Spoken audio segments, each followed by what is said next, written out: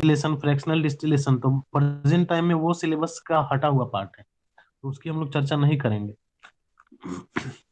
देखिए organic chemistry में organic reactions आ रहे हैं, धीरे धीरे ऑर्गेनिक रिएक्शंस की तरफ हम लोग बढ़ रहे हैं। ऑर्गेनिक रिएक्शंस, ऑर्गेनिक रिएक्शंस को शुरू करने के लिए जो भी छोटी मोटी जरूरतें थी, जैसे इलेक्ट्रोफाइल, न्यूक्लियोफाइल, सब्स्टिट्यूएंट इफेक्ट क्या है, hyper conjugation, inductive effect, mesomeric effect, electromeric effect, तो ये सारा ऑलरेडी हम लोगों ने स्टडी कर रखा है।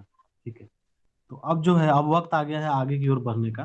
तो ऑर्गेनिक रिएक्शंस में, ऑर्गेनिक केमिस्ट्री में जो भी ऑर्गेनिक रिएक्शंस होते हैं ना, उसको तीन पार्ट में बांटते हैं स्टूडेंट। ऑर्गेनिक केमिस्ट्री में, ऑर्गेनिक केमिस्ट्री समझ रहे हो सब,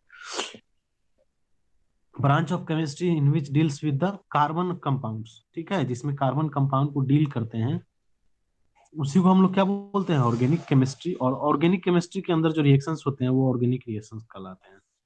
तो ऑर्गेनिक रिएक्शंस को तीन टाइप में हम लोग बांटते हैं। सबसे पहला है आयनिक रिएक्शंस, आयनिक रिएक्शंस, ठीक है, non ionic reactions, non ionic reactions, और तीसरा है molecular rearrangement, molecular rearrangement, molecular rearrangement, ठीक है। तो ये तीनों का भी हम लोग देखेंगे। हमारा मेन फोकस आयनिक रिएक्शन पर ही होगा, नॉन आयनिक रिएक्शंस का भी कुछ रिएक्शंस है, और मोलिकुलर रिएजेंट में भी थोड़ा बहुत जहां जरूरत होगा वहां देखेंगे, नहीं तो ऐसे ही हायर क्लास में आप लोग स्टडी करिएगा। तो अभी अभी आ जाते हैं आयनिक रिएक्शंस और नॉन आयनिक रिएक्शंस में। मोलिकुलर रीअरेंजमेंट का क्या होगा, रीअरेंजमेंट हो जाता है, मोलिकुल खुद ब खुद रीअरेंजमेंट करके नया कंपाउंड बना देता है, उसको बोलते हैं मोलिकुलर रीअरेंजमेंट। और आयनिक रिएक्शन और नॉन आयनिक रिएक्शन का देखते हैं। देखिए रिएक्शन, आयनिक रिएक्शन बोलते किसको, reaction involving ions are called ionic reaction. जिस रिएक्शन में आयन इन्वॉल्व होता है ना, आयन, इसमें क्या हुआ, आयंस इन्वॉल्व हुआ, ठीक है। रिएक्शंस इन्वॉल्व्स आयन, चाहे reactions involving ions are called ionic reactions. ये क्लियर हो गया, आयंस इन्वॉल्व होगा, ठीक है।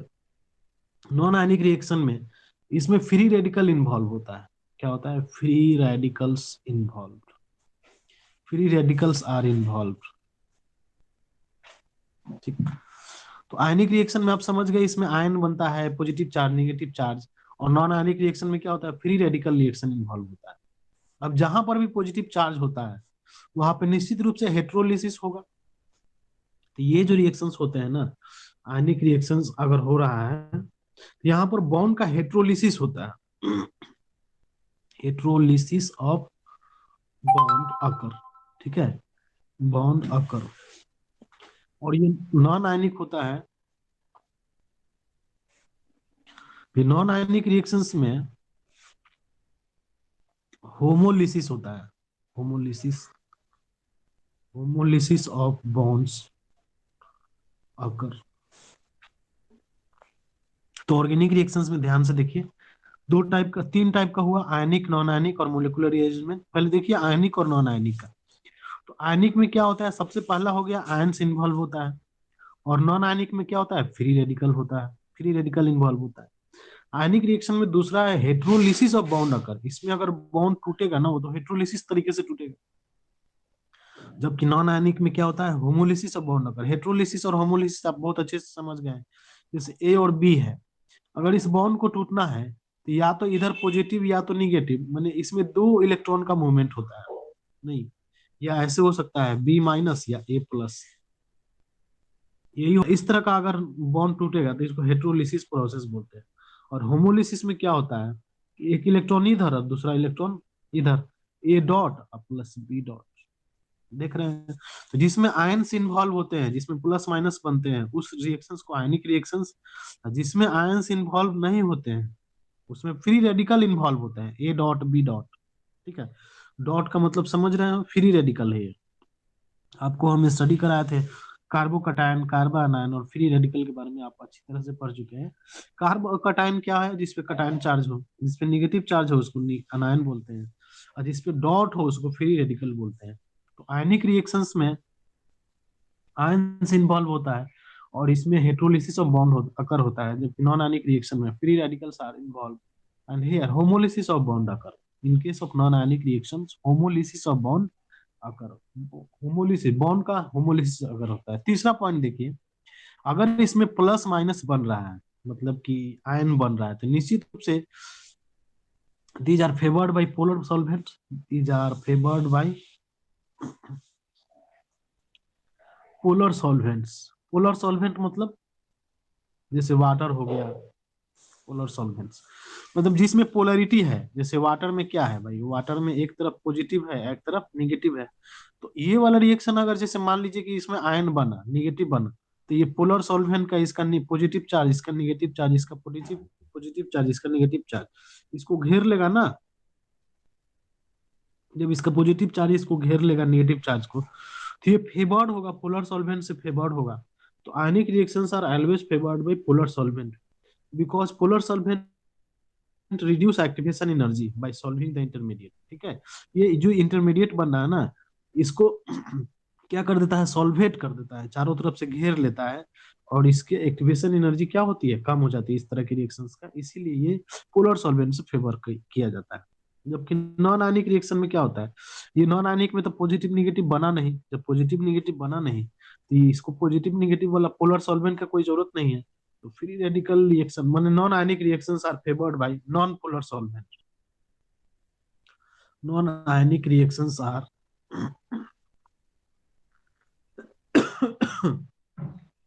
Favoured by non polar solvents. तो इसमें तीन चीज देखे आपने, क्या क्या देखा, आयनिक रिएक्शंस में आयन इन्वॉल्व होता है, नॉन आयनिक रिएक्शन में फ्री रेडिकल्स इन्वॉल्व होता है, आयनिक रिएक्शंस में बॉन्ड का हेट्रोलिसिस होता है, जबकि नॉन आयनिक रिएक्शन में बॉन्ड का होमोलिसिस होता है। तीसरा है, ये रिएक्शंस पोलर सॉल्वेंट से फेवर करे जाते हैं, जबकि non ionic reactions non polar solvent favour करता है इसको। ठीक है, favoured by non polar solvent. तो चलो इसमें बताओ, किसी को कोई प्रॉब्लम?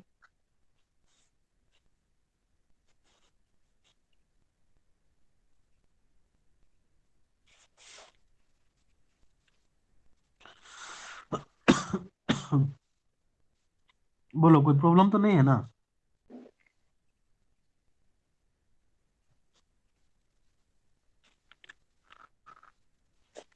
तब हम लोग थोड़ा आयनिक रिएक्शंस को आगे बढ़ाते हैं स्टूडेंट। तो ऑर्गेनिक रिएक्शंस का तीन टाइप हो गया, आयनिक, नॉन आयनिक और मोलिकुलर रीअरेंजमेंट, और दोनों में आप डिफरेंस देख चुके हैं। मोलिकुलर रीअरेंजमेंट मतलब मोलिकुल का रीअरेंजमेंट होने के बाद जो है नया कंपाउंड बनता है, उसको मोलिकुलर रीअरेंजमेंट रिएक्शंस कहते हैं। अब हम लोग को देखना है आयनिक रिएक्शंस पर, इसको देखना है आयनिक रिएक्शंस। तो स्टूडेंट ये जान लो ना, आयनिक रिएक्शंस जो ऑर्गेनिक केमिस्ट्री में होते हैं, ये तीन टाइप्स के होते हैं। ये कितने टाइप के होते हैं? तीन टाइप्स के होते हैं। सबसे पहला है सब्स्टिट्यूशन रिएक्शन, सब्स्टिट्यूशन रिएक्शन। दो नंबर में हम लोग एलिमिनेशन रिएक्शन लिख सकते हैं, एलिमिनेशन रिएक्शन, एलिमिनेशन रिएक्शन।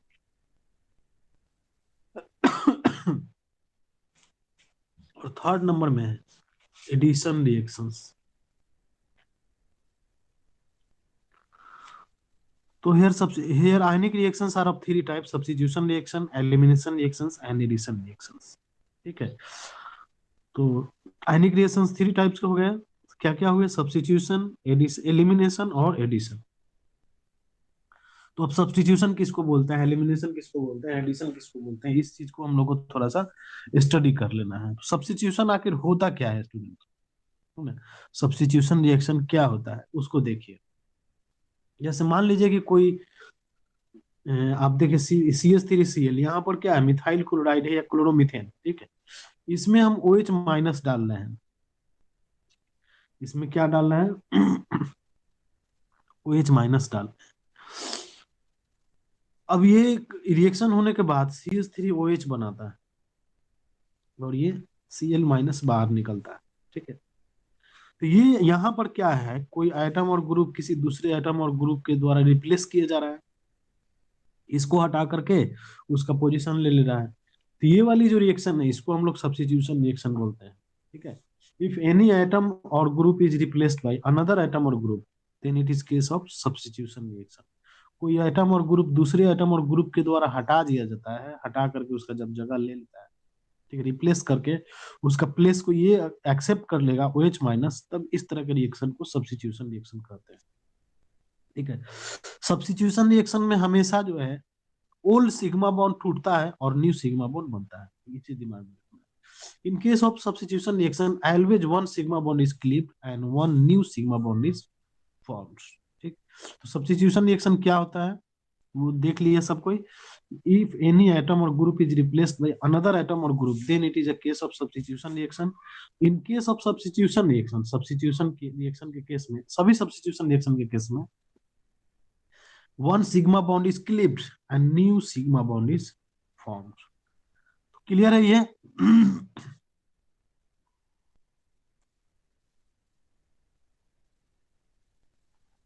बोलो, इज इट क्लियर और नॉट?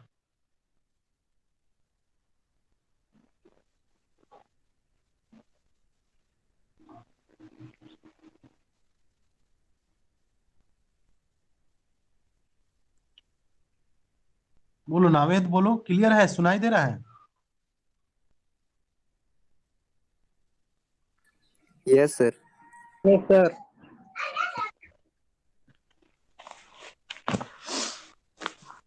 तो आयनिक रिएक्शंस का 3 टाइप देखा है सब। क्या क्या देखे हो? पहला सब्स्टिट्यूशन, फिर दूसरा एलिमिनेशन और तीसरा एडिशन। सब्स्टिट्यूशन में देख लिया कि कोई एटम और ग्रुप किसी दूसरे एटम के द्वारा रिप्लेस किया जाता है, तो उसको सब्स्टिट्यूशन रिएक्शन कहते हैं। इसमें रिएक्टेंट और प्रोडक्ट, तो रिएक्टेंट में ओल्ड सिग्मा बॉन्ड, इस रिएक्शंस में ओल्ड सिग्मा बॉन्ड टूटता है और नया सिग्मा बॉन्ड बनता है। इस तरह के एग्जांपल अगर हम लोग ले रहे हैं तो अब थर्ड है एलिमिनेशन रिएक्शन। ठीक है, एलिमिनेशन रिएक्शन कहते हैं किसको, जैसे मान लीजिए CH2Br, Br और CH2B डाई ब्रोमो इथेन है यहाँ पर। ठीक है, जब इसको जिंक के उपस्थिति में हीट करते हैं स्टूडेंट, तो ये क्या बनाता है, Br को बाहर कर लेता है ये जिंक, और ये बनाता है CH2 double bond CH2 plus ZnBr2। तो यहाँ क्या हो गया, removal of atom or group हो गया विदाउट एनी एडिशन। बिना जोड़े हुए एक सीधा सीधी ग्रुप का अगर बाहर निकल जाए तो ये वाला केस एलिमिनेशन रिएक्शन का केस होगा। तो एलिमिनेशन रिएक्शन का डिफिनेशन क्या होगा, removal of an atom or group without any addition. बिना एडिशन के अगर ग्रुप को हटा दिया जाए ना, तब वो वाला केस क्या हो जाता है, एडिशन, एलिमिनेशन रिएक्शन हो जाता है। और यहाँ पर एलिमिनेशन रिएक्शन में देखिए 2 Br है, 2 सिग्मा बॉन्ड टूटता है और एक पाई बॉन्ड जनरेट कर देता है। ठीक है, इस एलिमिनेशन को हम लोग बीटा एलिमिनेशन बोलते हैं। It involves always the cleavage of 2 sigma bond. देखिए 2 सिग्मा बॉन्ड टूट रहा है and formation of 1 pi bond, यहाँ पर पाई बॉन्ड बन गया। तो सब्स्टिट्यूशन रिएक्शन में क्या हो रहा था कि ओल्ड सिग्मा बॉन्ड टूट करके न्यू सिग्मा बॉन्ड बन रहा था, जबकि एलिमिनेशन रिएक्शन में 2 सिग्मा बॉन्ड टूट करके 1 पाई बॉन्ड बन रहा है। इसको बोलते हैं एलिमिनेशन रिएक्शन। और थर्ड हो गया एडिशन रिएक्शन। एडिशन रिएक्शन क्या होता है, तो बीटा एलिमिनेशन का उल्टा कर दीजिए भाई, CH2 डबल बॉन्ड CH2। ठीक है, अगर इसमें हम लोग Br2 को जोड़ देते क्या बनेगा, CH2 बॉन्ड CH2 और यहाँ Br आगे जुड़ जाएगा। तो यहाँ पर एक पाई बॉन्ड टूट करके 2 सिग्मा बॉन्ड बना रहा है। ठीक है, यहाँ पाई बॉन्ड टूट करके 2 सिग्मा बॉन्ड बन जा रहा है, तो इस रिएक्शन को बोलते हैं एडिशन रिएक्शन। तो आप ये भी बोल सकते हो कि reversal of beta elimination, beta elimination का उल्टा जो है ये बीटा एलिमिनेशन है, जहां पे 2 सिग्मा बॉन्ड टूटकर 1 पाई बॉन्ड बन रहा है। इसका उल्टा कर दीजिए भाई, ये पाई बॉन्ड टूट करके 2 सिग्मा बॉन्ड अगर बन जाएगा तो ये वाला रिएक्शन हो गया एडिशन रिएक्शन। तो सब्स्टिट्यूशन में क्या होगा, ओवरऑल एक चीज दिमाग में रख लो, सब्स्टिट्यूशन में कुछ हट करके कुछ जुट जा रहा है और एलिमिनेशन में कुछ निकल जा रहा है, तो एलिमिनेशन रिएक्शन। और एडिशन रिएक्शन में बगैर निकले हुए कुछ जुट जा रहा है। तो नाम से यह स्पष्ट हो गया, सब्स्टिट्यूशन मतलब कुछ हट के कुछ जुट गया सब्स्टिट्यूशन, एलिमिनेशन मतलब रिमूव हो गया, और एडिशन मतलब हमेशा ऐड हो गया। ठीक है, तो ये 3 टाइप से रिएक्शन होते हैं, सब्स्टिट्यूशन रिएक्शन, एलिमिनेशन रिएक्शन और एडिशन रिएक्शन। सब्स्टिट्यूशन रिएक्शन का भी टाइप्स है। ठीक है, सब्स्टिट्यूशन रिएक्शन का भी टाइप है। अगर सब्स्टिट्यूशन में ये आपके सिलेबस में सब्स्टिट्यूशन रिएक्शन 2 टाइप का होता है। ठीक है, इस सब्स्टिट्यूशन रिएक्शन को हम लोग सिंबलाइज करते हैं एसएन रिएक्शन। सॉरी सॉरी, एसन रिएक्शन नहीं, ये सब्स्टिट्यूशन रिएक्शन दो टाइप का होता है। कौन कौन टाइप का होता है? एक होता है न्यूक्लियोफिलिक सब्स्टिट्यूशन। न्यूक्लियोफिलिक अच्छा, पहले ये क्लियर है ना कि आयनिक रिएक्शन तीन टाइप का होता है। Substitution, elision, addition. Substitution, elimination, addition. और सबका एग्जांपल क्लियर है, बताओ।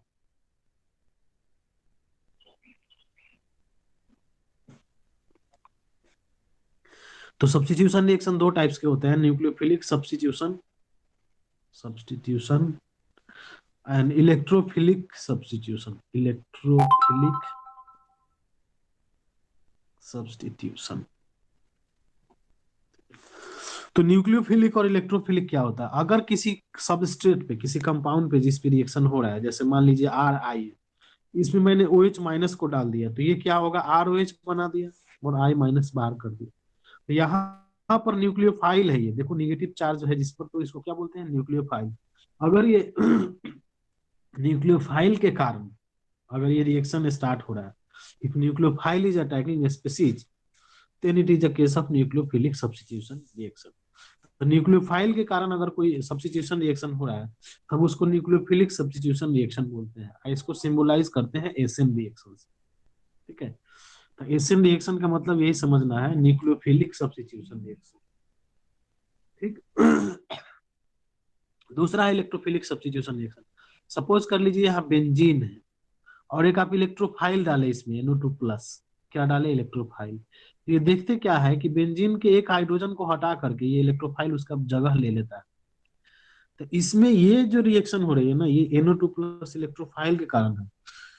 तो अगर इलेक्ट्रोफाइल अटैकिंग स्पीसीज है और उसके कारण रिएक्शंस हो रही है, तो वो वाली रिएक्शन इलेक्ट्रोफिलिक सब्स्टिट्यूशन रिएक्शन कहलाती है।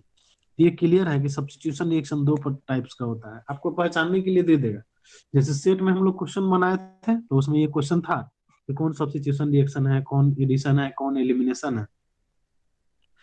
तो ये पहचान लीजिएगा, मैं उम्मीद करता हूँ। अब कौन nucleophilic substitution reaction, electrophilic substitution. तो न्यूक्लियोफाइल अगर अटैकिंग स्पीसीज होगा तो न्यूक्लियोफिलिक सब्स्टिट्यूशन रिएक्शन होगा। If electrophile is attacking species, ठीक है, अगर electrophile, if an electrophile is the attacking species, then that reaction is called electrophilic substitution reaction. Electrophilic substitution में यहाँ क्या हुआ है, देखिए यहाँ बेंजीन है, NO2+ इलेक्ट्रोफाइल है, और ये H+ को हटा दिया और उसका जगह ले लिया, तो इलेक्ट्रोफिलिक सब्स्टिट्यूशन रिएक्शन। और ये हो गया आपका न्यूक्लियोफाइल आया और इसको हटा दिया, तो न्यूक्लियोफिलिक सब्स्टिट्यूशन रिएक्शन। इतना क्लियर है, बताओ।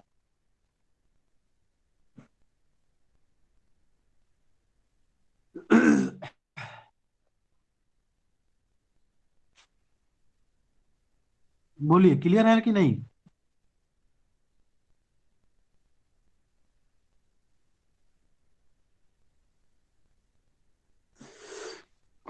बताओ क्रिस, वॉइस क्लियर है ना, सुन रहे हो? Yes sir.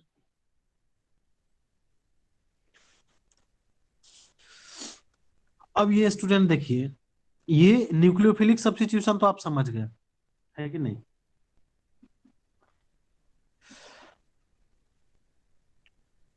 वो न्यूक्लियोफिलिक, एक कपड़ा लाओ तो बेटा, वो खराब कपड़ा देना, रुमाल दीजिएगा। जस्ट अ सेकेंड, स्टार्ट करते हैं।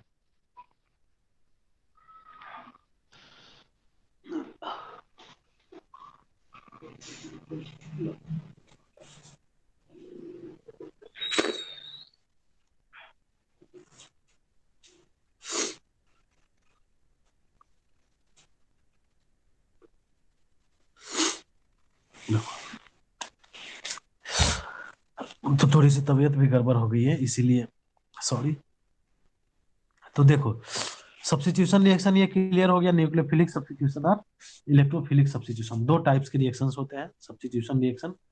न्यूक्लियोफाइल अगर अटैकिंग स्पीसीज हो गया तो न्यूक्लियोफिलिक, और इलेक्ट्रोफाइल अगर अटैकिंग स्पीसीज हो गया तो इलेक्ट्रोफिलिक सब्स्टिट्यूशन। अब ये जो न्यूक्लियोफिलिक सब्स्टिट्यूशन रिएक्शन है, इसको बड़ा ध्यान से पढ़ना पड़ेगा।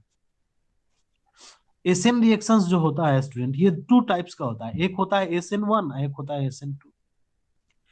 मतलब न्यूक्लियोफिलिक सब्स्टिट्यूशन यूनिमोलिकुलर रिएक्शन, और दूसरा है न्यूक्लियोफिलिक सब्स्टिट्यूशन बाई मोलिकुलर या डाई मोलिकुलर रिएक्शन। तो ये यूनिमोलिकुलर है, ये बाई मोलिकुलर है। एशियन रिएक्शन भी दो टाइप्स के होते हैं। एशियन रिएक्शन बोले तो क्या हुआ, जैसे मान लीजिए ये है CH3Cl है, ठीक है, और यहाँ पर एक न्यूक्लियोफाइल हम डाल दिए और ये बना दिया है CH3OH और प्लस Cl-। तो ये जो लाइन है ये न्यूक्लियोफिलिक सब्स्टिट्यूशन रिएक्शन का है, ठीक है। तो जनरल इक्वेशन को हम लोग कैसे लिख सकते हैं न्यूक्लियोफिलिक सब्स्टिट्यूशन रिएक्शन को? न्यूक्लियोफिलिक सब्स्टिट्यूशन का जनरल इक्वेशन ये लिख सकते हैं कि R है, इसे एक लिविंग ग्रुप जुड़ा हुआ है, ठीक, और न्यूक्लियोफाइल आप डाल रहे हो और जो प्रोडक्ट बन रहा है वो RNU बन रहा है और लिविंग ग्रुप डिपार्टेड स्पीसीज बाहर हो गया। तो इसका जनरल इक्वेशन हो गया। तो ये है न्यूक्लियोफिलिक सब्स्टिट्यूशन, मतलब एशियन रिएक्शन का एग्जांपल है, ठीक है। एशियन रिएक्शन को हम लोग जनरली ऐसे लिख सकते हैं RL। R क्या है, ये वाला पार्ट सबस्ट्रेट है, ये क्या है, सबस्ट्रेट। ये क्या है आपको पता है, ये न्यूक्लियोफाइल है। जब सबस्ट्रेट पे न्यूक्लियोफाइल को अटैक कराते हैं तो प्रोडक्ट बन जाता है, प्रोडक्ट। अब प्रोडक्ट बनने के साथ कुछ बाहर निकल जाता है तो इसको बोलते हैं डिपार्टेड स्पीसीज, डिपार्टेड स्पीसीज। ये है एशियन रिएक्शन। एशियन रिएक्शन मतलब न्यूक्लियोफिलिक सब्स्टिट्यूशन रिएक्शन, न्यूक्लियोफाइल आ रहा है और उसको सब्स्टिट्यूट कर रहा है, किसको, लिविंग ग्रुप को। तो ये हो गया एशियन रिएक्शन। अब एशियन रिएक्शन टू टाइप्स का होता है। क्या होता है इसमें, दो चीज हो सकते हैं। यहाँ पर हो क्या रहा है, हो तो इतना ही हो रहा है कि कार्बन और लिविंग ग्रुप का बॉन्ड टूटता है और न्यूक्लियोफाइल आकर यहाँ पर नया बॉन्ड बना देता है और ये लिविंग ग्रुप अलग हो जाता है। यही हो रहा है ना, कार्बन और लिविंग ग्रुप का बॉन्ड, ये नया, ये बॉन्ड, ओल्ड बॉन्ड टूट करके न्यू सिग्मा बॉन्ड बनता है। इसी चीज को समझना है, ओल्ड सिग्मा बॉन्ड, पुराना बॉन्ड टूटता है और नया बॉन्ड बनता है, बस इतना ही चीज आपको देखना है, ठीक है। और इस चीज को अगर अगर हो रहा है तो उसमें कैसे हो रहा है, इसका दो तरीका है। अगर ये तो पहली बार ऐसे हुआ होगा, अगर हम लोग फर्स्ट स्टेप देखें, पहला तरीका देखें, तो या तो ये ऐसा हुआ होगा, ये वाला बॉन्ड टूटा होगा, ठीक है, ये वाला बॉन्ड क्या हो गया, टूट गया, तो इसमें पॉजिटिव और ये निगेटिव, ठीक है। तो एक स्टेप ये हुआ होगा। दूसरा स्टेप में क्या होगा, ये सबस्ट्रेट है, दूसरा स्टेप में क्या है, ये पॉजिटिव बना, ये फर्स्ट स्टेप है स्टूडेंट। भाई नया पुराना बॉन्ड तोड़ना है और नया बॉन्ड बनाना है, ठीक है। ये प्रोसेस हो सकता है, दो तरीके से हो सकता है। पहला प्रोसेस, पहला तरीका हम लोग देख रहे हैं, फर्स्ट वे। तो ये टूट के लिविंग ग्रुप अलग हो गया होगा, इस पर पॉजिटिव चार्ज आ गया होगा, फिर इस पे न्यूक्लियोफाइल अपना नेगेटिव चार्ज आ करके और जल्दी से ये वाला कंपाउंड बन गया होगा। यही तो हुआ होगा, पहला तरीका ये है। फाइनल आपका प्रोडक्ट बन गया। हमारे पास क्या है, रिएक्टेंट है, रिएक्टेंट से प्रोडक्ट बनाना है। तो पहले यही हुआ होगा कि लिविंग ग्रुप अलग हो गया होगा, इसमें पॉजिटिव चार्ज आया होगा और फिर बाद में न्यूक्लियोफाइल यहाँ से आके अटैच कर गया और ये प्रोडक्ट बन गया। एक ये तरीका है। इस तरीका में क्या हो रहा है कि ये बहुत ही मुश्किल स्टेप है, इसलिए ये स्लो होगी और रिएक्शन का स्टेप, रिएक्शन का रेट जो है इसी पे निर्भर करेगा। इसको बोलते हैं RDS। RDS का मतलब होता है रेट डिटरमाइनिंग स्टेप। तो अगर इस तरीके से हो रहा है तो रिएक्शन का रेट किस पे निर्भर करेगा, सबस्ट्रेट पे निर्भर करेगा। किस पे निर्भर करेगा, सबस्ट्रेट पे निर्भर करेगा, ठीक है। तो इस इक्वेशन को हम लोग ऐसे लिख सकते हैं भाई, प्रोपोर्शनलिटी साइन को हटाइएगा तो के लिखिएगा, ये वाला इक्वेशन कहलाता है रेट इक्वेशन, ठीक है। इस रेट इक्वेशन में यहाँ जो एक लिखा हुआ है ये बताता है रिएक्शन का ऑर्डर। तो ये रिएक्शन फर्स्ट ऑर्डर हो गया। अगर ऐसे होता तो रिएक्शन कैसा होता, ऑर्डर होता फर्स्ट ऑर्डर रिएक्शन, ठीक है। और चूंकि रेट में केवल सबस्ट्रेट ही भाग ले रहा है तो इसका मोलिकुलरिटी मतलब एक ही मोलिकुल भाग लिया, तो मोलिकुलरिटी भी वन होगा। मोलिकुलरिटी, मोलिकुलरिटी मतलब किसी रिएक्शन में जितने मोलिकुल भाग ले वही उसकी मोलिकुलरिटी। तो इसका ऑर्डर भी वन है और मोलिकुलरिटी भी वन है, इसीलिए अगर ये प्रोसेस होता है तो इसका नाम है SN1 रिएक्शन। अगर ऐसा होगा तो इस रिएक्शन का नाम क्या होगा, SN1 रिएक्शन। SN1 रिएक्शन मतलब unimolecular nucleophilic substitution reaction. SN1 का मतलब क्या हुआ, यूनिमोलिकुलर न्यूक्लियोफिलिक सब्स्टिट्यूशन रिएक्शन। एक तो ये तरीका है। इतना समझा कि नहीं सब?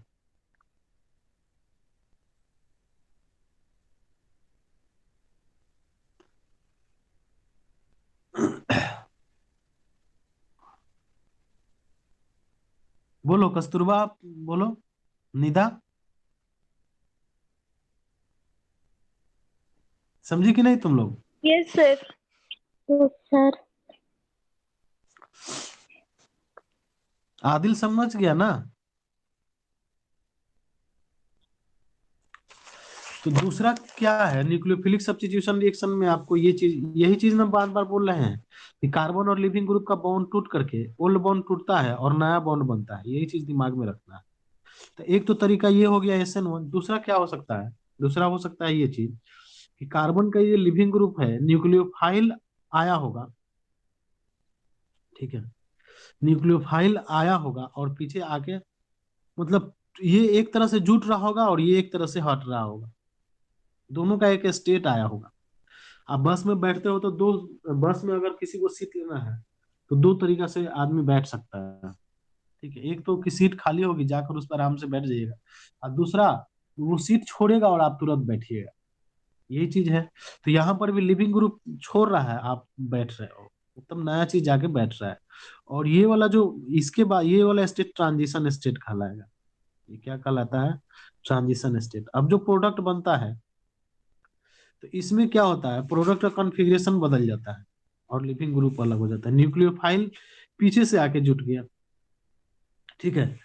तो कार्बन का तो वैलेंसी सेटिस्फाई है, तो इस रिएक्शन में इस रिएक्शन में रिएक्शन का रेट सबस्ट्रेट और न्यूक्लियोफाइल दोनों पर निर्भर करता है। इस रिएक्शन में रिएक्शन का रेट किस पे निर्भर करेगा? सबस्ट्रेट पे भी करेगा और न्यूक्लियोफाइल पर भी करेगा। तो इसका 1 पावर, इसका 1 पावर कितना हो गया? ऑर्डर हो गया 2। अब मोलिकुलरिटी भी इसमें 2 हो गया, 2 मोलिकुल हो गया, एक सबस्ट्रेट भी हो गया, एक न्यूक्लियोफाइल भी हो गया। तो इस तरह के रिएक्शन को SN2 रिएक्शन बोलते हैं, या by molecular nucleophilic substitution reaction बोलते हैं, by molecular nucleophilic substitution reaction. तो ओवरऑल हम आज का क्या क्या हम लोग पढ़े हैं, सो देखो। हम लोग पढ़े हैं कि ऑर्गेनिक रिएक्शंस 3 टाइप के होते हैं, आयनिक, नॉन आयनिक और मोलिकुलर। आयनिक में आयन बनता है, नॉन आयनिक में आयन नहीं, फ्री रेडिकल बनता है। आयनिक रिएक्शन में हेट्रोलिसिस होता है, नॉन आयनिक में होमोलिसिस होता है। और ionic reaction polar solvent, polar protic solvent के द्वारा फेवर किए जाते हैं, जबकि non ionic reaction polar aprotic solvent, ठीक है, इसमें नॉन पोलर सॉल्वेंट के द्वारा फेवर किया जाता है। फिर आयनिक रिएक्शन 3 टाइप के होते हैं, हम लोग ये स्टडी किए हैं, सब्स्टिट्यूशन रिएक्शन, एलिमिनेशन रिएक्शन, अब तीसरा है एडिशन रिएक्शन। सब्स्टिट्यूशन में क्या होता है कि कोई नया एटम और ग्रुप रिप्लेस करता है पुराने वाले को, तो सब्स्टिट्यूशन रिएक्शन। एलिमिनेशन में समथिंग बाहर हो जाता है, ठीक है, और एडिशन में समथिंग आगे ऐड हो जाता है। सब्स्टिट्यूशन भी 2 प्रकार का होता है, एक SN1 और दूसरा SN2। SN1 में क्या हुआ था, सब्स्टिट्यूशन रिएक्शन का रेट केवल सबस्ट्रेट पर निर्भर करता है, और SN2 में क्या होता है, रिएक्शन का रेट सबस्ट्रेट और न्यूक्लियोफाइल दोनों पर निर्भर करता है, ठीक है। तो आज का क्लास हम लोग इतना स्टडी किए हैं। बताओ आज के क्लास में किसी को कोई प्रॉब्लम है?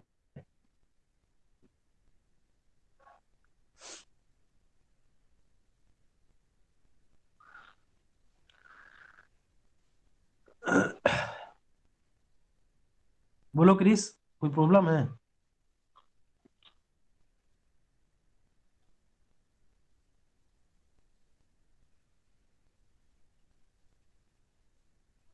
सर सब्स्टिट्यूशन मेथड एक बार समझा दीजिए।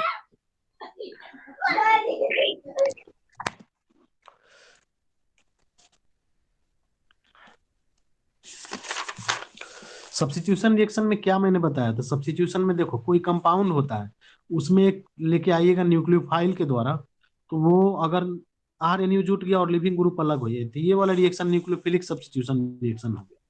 और न्यूक्लियोफिलिक सब्स्टिट्यूशन रिएक्शन समझ गया ना, न्यूक्लियोफाइल अगर आता है और लिविंग ग्रुप को हटाता है और नया चीज बनाता है, तो न्यूक्लियोफिलिक सब्स्टिट्यूशन। अगर बेंजीन लिए जैसे ये वाला, और इसमें हम NO2+ ले लिए इलेक्ट्रोफाइल, तो ये क्या करेगा, NO2+ जोड़ देगा और H+ को अलग कर देगा। तो इलेक्ट्रोफाइल के द्वारा अगर रिएक्शन हो रहा है तो इलेक्ट्रोफिलिक सब्स्टिट्यूशन, और न्यूक्लियोफाइल के द्वारा हो रहा है तो न्यूक्लियोफिलिक सब्स्टिट्यूशन। और सब्स्टिट्यूशन रिएक्शन कहते किसको है, तो इफ एनी आइटम और group is replaced by another item और group, then it is called substitution reaction. Substitution reaction 2 types के होता है, इलेक्ट्रो सब न्यूक्लियोफिलिक सब्स्टिट्यूशन और इलेक्ट्रोफिलिक सब्स्टिट्यूशन। और न्यूक्लियोफिलिक सब्स्टिट्यूशन में 2 टाइप का आ गया, एक हुआ SN1 और दूसरा हुआ SN2। SN1 हो या SN2 है, ठीक है। तो SN1 में रिएक्शन का रेट जो है केवल सबस्ट्रेट पे निर्भर करता है, जबकि SN2 में रिएक्शन का रेट सबस्ट्रेट और न्यूक्लियोफाइल दोनों पे निर्भर करता है। यही चीज दिमाग में रखना है।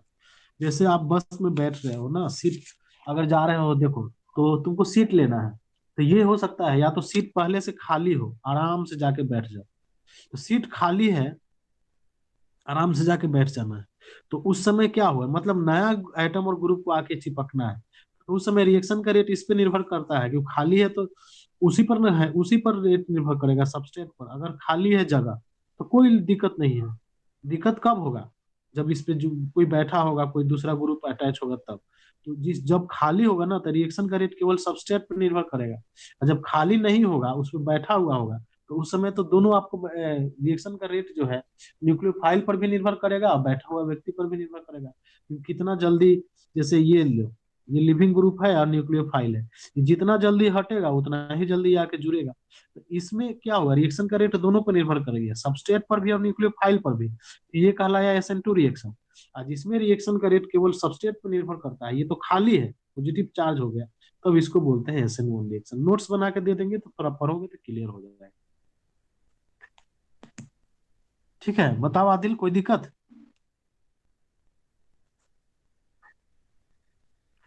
तो अगले दिन हम लोग मंडे को क्लास होगा हम लोग का। और क्या बोल रहा है क्रिस, बोलो। समझ में आ गया सर। और मंडे को हम लोग का ये देखिए, अब हम लोग का ऑर्गेनिक केमिस्ट्री समाप्त। ऑर्गेनिक केमिस्ट्री का जो अब हम लोग लेसन 5 से शुरू करेंगे, ठीक है, स्टेट ऑफ मैटर से। 5 के बाद 6, 6, 6, 7, 8 इससे पढ़िए आप क्वेश्चन वगैरह।